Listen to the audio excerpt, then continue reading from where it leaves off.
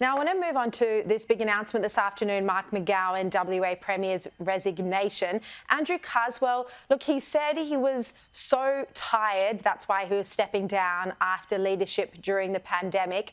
But he also made the point a couple of times in his press conference of saying he's not a naturally confrontational or combative person. I'm interested how you saw him when you were sitting across the table with him at the National Cabinet. You were obviously working for Scott Morrison. Did you find him non-confrontational, very easygoing? I did, Sharri, and so did the Prime Minister at the time. Mark was very workmanlike. He was practical. He was transactional, particularly when it came to WA. And it's one of the most misunderstood relationships in Australian politics, the relationship between Mark McGowan and Scott Morrison. They actually got on very well.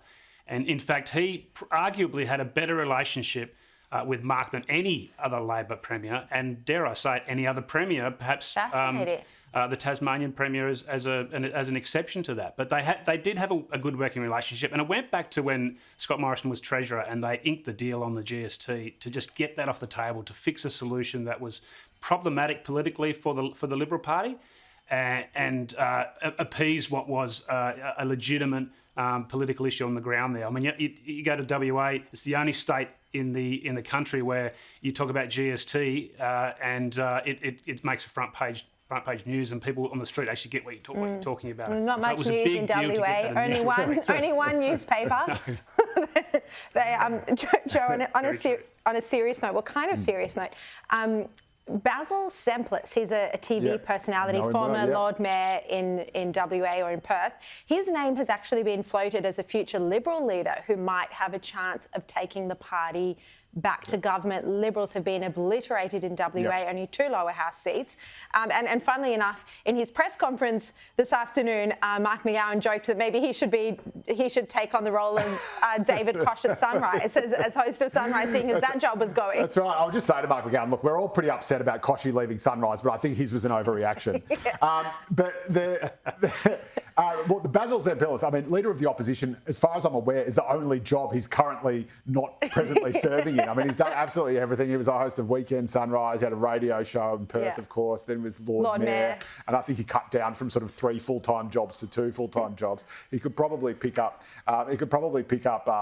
Leader of the Opposition and keep going with one of them.